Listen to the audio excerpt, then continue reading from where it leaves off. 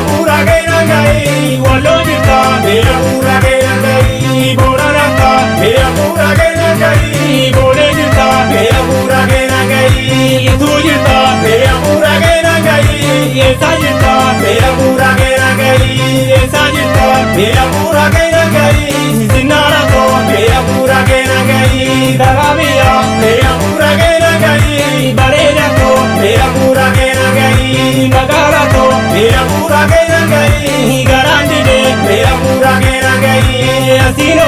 mira pura que